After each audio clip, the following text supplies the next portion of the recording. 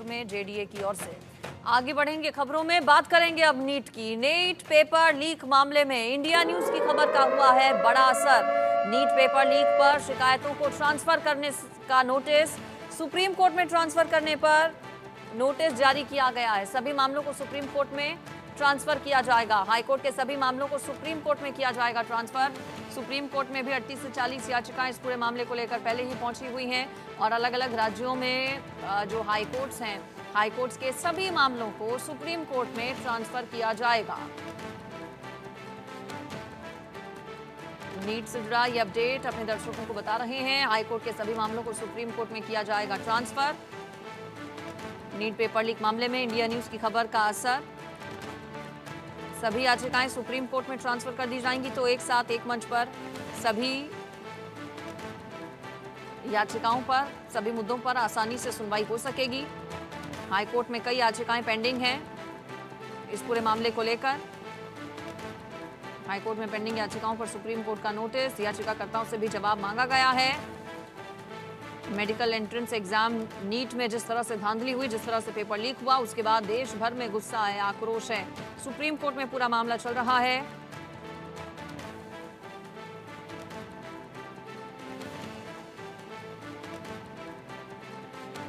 NEET paper leak को लेकर high court में जो याचिकाएं लगाई गई थी उन सभी को सुप्रीम कोर्ट में ट्रांसफर करने की याचिका पर नोटिस जारी किया गया है। सुप्रीम कोर्ट ने हाईकोर्ट में इस मसले पर याचिका दाखिल करने वालों को नोटिस जारी किया है। सुप्रीम कोर्ट पहले से ही कई याचिकाओं के साथ आगे की सुनवाई कर रहा है इस पूरे मामले पर। देश भर में काफी बवाल देखने को मिला, कई शहरों में पेपर लीक को लेकर प्रदर्शन हुए। अब हाईकोर्ट के भी सभी मामलों को सुप्रीम कोर्ट में ट्रांसफर किया जाएगा, सभी याचिकाएं एक साथ की जाएंगी क्लब। ज्यादा डिटेल्स मैं ले लेती हूँ इस पर। मेरे साथ जुड़ गए हैं आयुष, हमारे संवाददाता।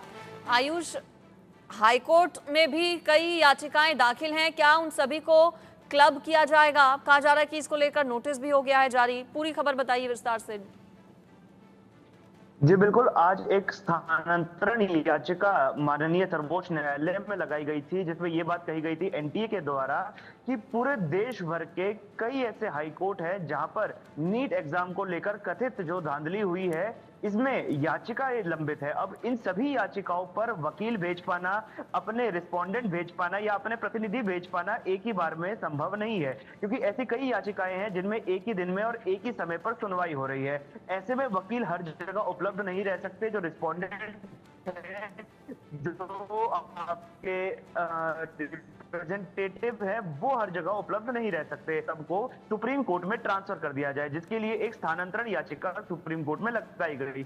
सुप्रीम कोर्ट ने इस पूरे मामले पर संज्ञान लिया और उन्होंने कहा कि गुरुवार को जब जो लंबित 38 याचिकाएं हैं सुप्रीम कोर्ट में, उनके साथ इन सभी याचिकाओं को क्लब कर दिया जाएगा, यानी स्थानांतरित करके जोड़ दिया जाएगा। इस पर वकील के द्वारा ये कहा गया, एनटीए के वकील के द्वारा, कि आप एक काम कीजिए, इन सभी याचिकाओं पे जो सुनवाई हो रही है इसको फिलहाल रोकने का काम कर दीजिए, ताकि थर्सडे तक यानी गुरुवार के दिन तक कोई और सुनवाई इस पर ना हो पाए। इस पर जवाब देते हुए सुप्रीम कोर्ट के द्वारा ये अहम टिप्पणी की गई कि जब हम नोटिस जारी कर देंगे, तो नोटिस जारी करने के बाद हाईकोर्ट इस पूरे मामले में कोई भी सुनवाई नहीं करेगा और इन सभी याचिकाओं की जो 38 याचिकाएं सुप्रीम कोर्ट में लंबित है, इसके अलावा देश भर के जितने भी हाईकोर्ट में ये मामले चल रहे हैं नीट यूजी 2024 में कथित डिस्क्रिपेंसी को लेकर, ये सभी अब गुरुवार को 38 याचिकाओं के साथ ही सुने जाएंगे। जी बिल्कुल, 38 याचिकाएं पहले से ही सुप्रीम कोर्ट में हैं नीट को लेकर और अलग अलग राज्यों में हाईकोर्ट में जितनी भी याचिकाएं हैं उन सभी पर सुप्रीम कोर्ट में आज सुनवाई हुई और बताया जा रहा है कि अगली सुनवाई गुरुवार को होगी। आयुष, आप बता रहे हैं उस सुनवाई में क्या होगा?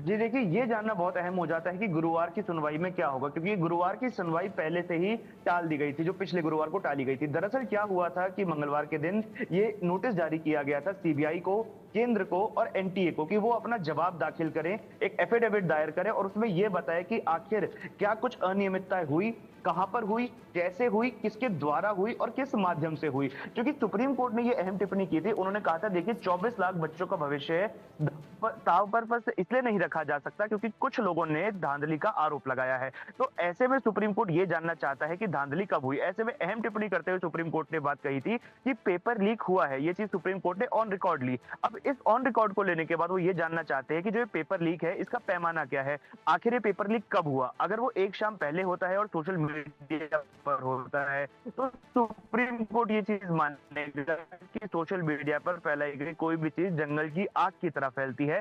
ऐसे में इस पेपर को कैंसिल करने का कड़ा फैसला सुप्रीम कोर्ट ले सकता है। लेकिन अगर यही पेपर महज 2-3 घंटे पहले कुछ चुनिंदा बच्चों तक या कुछ चुनिंदा सेंटर्स तक पहुंचा तो ऐसे में इसको एक बड़ी लीक नहीं माना जाएगा और ऐसे में पेपर कैंसिल ना करके सिर्फ उन बच्चों पर, उन छात्रों पर कार्रवाई की जाएगी और उन सेंटर्स पर कार्रवाई की जाएगी जहां पर पेपर लीक हुआ था।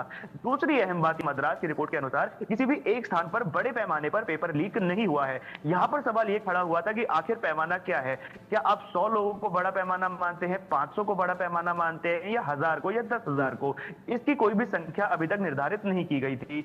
एनटीए ने ये बात कही है कि कहीं पर भी पेपर लीक नहीं हुआ। इसके अलावा जो टेलीग्राम पर वीडियो वायरल हो रहा था जिसमें यह दर्शाया जा रहा था कि नीट यूजी 2024 का पेपर जो है उसको पहले ही लीक कर दिया गया, वो वीडियो फर्जी है, उस वीडियो को एडिट किया गया है और उसको जानबूझकर इसीलिए फैलाया गया है ताकि बच्चों में भ्रांति फैल सके। तो वही जो सीबीआई के द्वारा जो एफिडेविट दायर होना था उसमें देरी हुई। वक्त दिया गया था एक शाम पहले 5 बजे तक का, लेकिन ये जो एफिडेविट दायर हुआ है ये दायर हुआ है अगली दोपहर को, यानी जिस दिन सुनवाई होनी थी उसके 11 बजे के आसपास।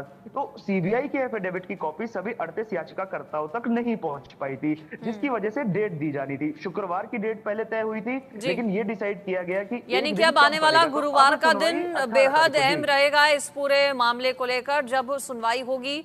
सीजीआई वाली जो बेंच है वो इस पूरे मामले की सुनवाई करेगी। इंतजार थर्सडे का करना होगा। आपका फिलहाल शुक्रिया आयुष इस पूरी खबर पर जानकारी के लिए।